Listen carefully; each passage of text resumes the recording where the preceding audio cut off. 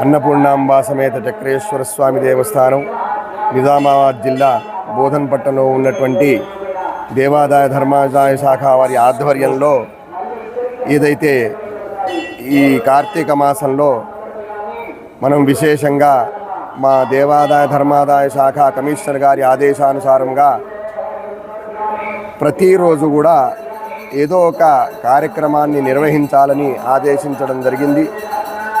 మా దేవాలయమే కాకుండా మన తెలంగాణలో ఉన్నటువంటి అన్ని దేవాలయాల్లో కూడా కార్యక్రమాలు నిర్వహించి భక్తులకు ఎలాంటి అసౌకర్యాలు కలగకుండా కార్యక్రమాలు సక్రమంగా నిర్వహిస్తూ అందరికీ సంతోషపరిచే లోక కళ్యాణమైనటువంటి కార్యక్రమాలు నిర్వహించమని ఆదేశించడం జరిగింది. దాని మూలంగా మేము ఈ నెల రోజులు కూడా మా దేవాదాయ శాఖ ధర్మాదాయ శాఖ వారి ఆధ్వర్యంలో విశేషంగా మొదటి రోజు నుంచి ఈ రోజు వరకు ఏవైతే మాకు ఉత్తర్వుల మేరకు ఆదేశించినటువంటి కార్యక్రమాలు ఏదైతే ఉంటాయో ఆ కార్యక్రమాలన్నీ కూడా సక్రమంగా నిర్వహించడం జరుగుతుంది.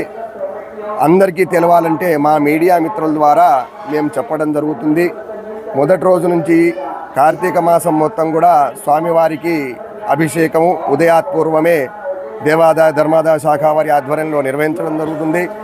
అలాగే విశేషంగా శుక్రవారం రోజు ఉచిత కుంకుమార్చన మరియు ఉచిత గాజుల పంపిణీ మరియు బ్లౌజ్ పీసెస్ పంపిణీ ఇవన్నీ జరుగుతున్నాయి.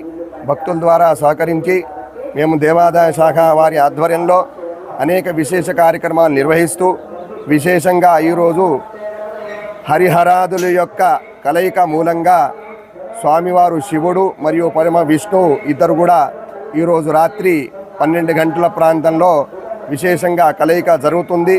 దాంట్లో పురస్కరించుకొని ప్రతి సంవత్సరం కూడా సామూహిక సత్యనారాయణ వ్రత కథా కార్యక్రమాన్ని మన దేవాలయంలో నిర్వహించడం జరుగుతుంది. ఈరోజు అందరూ కూడా రాత్రి 12 గంటలకు శివుడికి తులసీదళము మరియు విష్ణుమూర్తికి బిల్వదళము ఎక్కిస్తే ఆ హరిహరాదుల యొక్క ఆశీర్వదనము అందరికీ కలుగుతుంది.